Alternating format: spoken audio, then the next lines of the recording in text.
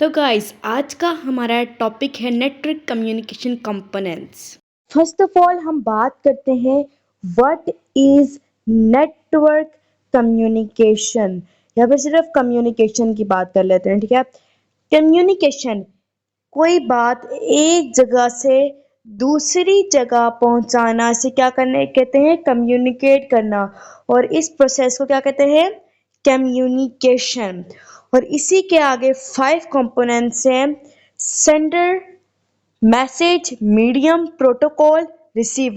First हमारे पास आ जाता है सेंडर, सेकंड आ जाता है message, third is medium, fourth आ जाता है हमारे पास protocol and last one is receiver. सबसे पहले हम लोग सेंडर को मैं आपको एक्सप्लेन करके बताती हूँ सेंडर क्या होता है। Sender also called transmitter is a computer device that sends the message, data और information from source to destination in a communication network. ठीक है, सेंडर को हम लोग ट्रांसमीटर भी कहते हैं। ठीक है, ये एक ऐसी डिवाइस है, ठीक है, ये एक ऐसी डिवाइस है जो मैसेज को एक जगह से दूसरी जगह पहुंचाती है। जो चीज मैसेज को एक जगह से दूसरी जगह पहुंचाती है उसे क्या कहते हैं, सेंडर। ठीक है, उसे हम क्या कहते हैं, सेंडर। सोर्स जगह जहां से वो जो चीज पहुंच रही है, डेस्टिनेशन जहां पर पहुंचाई जा रही है, डेस्टिनेशन मंजिल को कहा जाता है। ठीक है, नेट कम्युनिकेशन नेटवर्क के थ्रू उसे हम क्या कहते हैं, सेंडर। जो डिवाइस या कंप्यूटर कोई मैसेज सेंड करे, कोई डाटा या इंफॉर्मेशन सेंड करे, उसे हम क्या कहते हैं, सेंडर। ठीक है, जैसे इधर कोई बात है कि रावलपिंडी में अर्थक्वेक आया। ठीक है, अब ये जो बंदा है सेंटर से, अगर इसको हम लोग एक पीपल कंसिडर कर लेते हैं, ठीक है, पर्सन कंसिडर कर लेते हैं इसे, तो ये अगले पर्सन को बता रहा है, तो इसने ये क्या किया है, इंफॉर्मेशन जो है पहुंचाई है, तो इसे हम क्या बोलेंगे, इस पर्सन को क्या बोलेंगे हम लोग, सेंडर। सेकेंडली हम डिस्कस करेंगे मैसेज को। ठीक है, हमने ये तो पता लगा लिया कि जो मैसेज कन्वे करता है उसे सेंडर कहते हैं। ठीक है, अब हम मैसेज की पहले डेफिनेशन पढ़ते हैं। मैसेज इज द डाटा और information that is to be transmitted. Message can be in the form of text, audio, video और any other combination of these. ठीक है, अब सेंडर, ये ठीक है, ये है सेंडर, यानी सेंडर कोई भी हम किसी पर्सन को कंसीडर कर लेते हैं। ठीक है, ये पर्सन जो है सेंडर है। ठीक है, और दूसरा क्या है, रिसीवर। दूसरा पर्सन क्या है, रिसीवर। ठीक है, अब इन्होंने कोई मतलब बात तो कर रहे थे कि सेंडिंग और रिसीविंग हो, लेकिन क्या बात कर रहे हैं, जो बात जो करेंगे वो होगा message.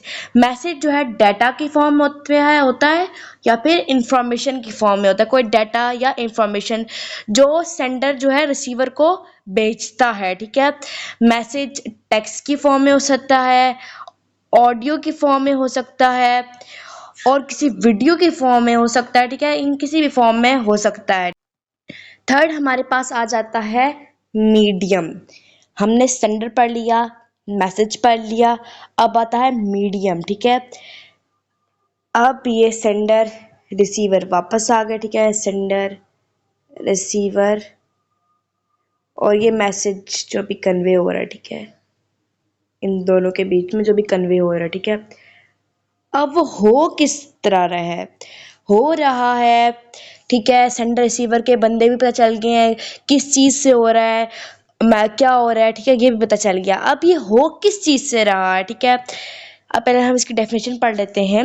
Medium is the path through which message travels from source to destination. ठीक है, सोर्स से डेस्टिनेशन तक जो पहुंचता है। ठीक है, for example telephone cable, fibre optics. ठीक है, ये it can be also be wireless, for example Bluetooth, wifi, microwave, radio wave and satellite. ठीक है, अब जैसे कि मैंने आपको पहले एग्जांपल दी थी कि अर्थक्वेक, अगर फर्ज करेंगे रावलपिंडी में अर्थक्वेक आ गया। ठीक है, एक बंदा है वो दूसरे बंदे को ये मैसेज कन्वे करता है, तो वो सेंडर हो जाता है, और जिसको वो कन्वे करता है वो होता है रिसीवर। और जो बात बताता है कि जो कन्वे कर रहा होता है मैसेज, वो हमारे पास मैसेज आ जाता है। अब वो किस तरह करता है, फर्ज करें कि वो आपस में कन्वर्सेशन जो भी कर रहे हैं वो किस पे कर रहे हैं, मोबाइल पे टेक्स्ट फॉर्म में कर सकते हैं, ऑडियो फॉर्म में कर सकते हैं, ठीक है। अगर हम फर्स्ट कर लेते हैं कि दोनों ये आपस में टेक्स्ट फॉर्म में एक दूसरे से कम्युनिकेशन करें, ठीक है। ये फिर हमारे पास क्या आ जाएगा, मीडियम। अब मीडियम भी क्लियर हो गया, नेक्स्ट टॉपिक पे चलते हैं। फिर हमारे पास नेक्स्ट टॉपिक आ जाता है रिसीवर, ठीक है। रिसीवर तो पहले भी मैंने इस वीडियो में बहुत बार नेम ले लिया कि सेंडर जो पर्सन हम जो आप मैसेज दूसरे को जो कन्वे करता है वो रिसीवर होता है, ठीक है। मैंने पहले ही जो है पहले इसकी जो क्या नाम है रिसीवर की जो एग्जांपल डिफाइन करने से पहले ही मैंने जो पहले ही बता दिया कि जिसको आप मैसेज कन्वे कर रहे होते हो वो क्या होता है, हमारे पास रिसीवर होता है। क्या होता है, रिसीवर, ठीक है। अब इसकी डेफिनेशन पढ़ लेते हैं हम। Receiver is the device which receives transmitted message. It can be a computer, workstation, telephone, handset और television set. ठीक है। अब इसकी डेफिनेशन भी हो गई। डेफिनेशन में भी वही है कि जो मैसेज ट्रांसमिट जो है रिसीवर कर रहा होता है, जिसको कर रहा होता है वो होता है रिसीवर हमारे पास। ये भी क्लियर हो गया। अब नेक्स्ट टॉपिक पे चलते हैं। हमारे पास लास्ट टॉपिक आ जाता है प्रोटोकॉल। सबसे पहले हम इसकी डेफिनेशन पढ़ लेते हैं। A protocol is a set of rules that governs data communications. It represents an agreement between the communicating devices. Without a protocol, two devices are connecting but may not communicating with each other. ठीक है, sender, receiver,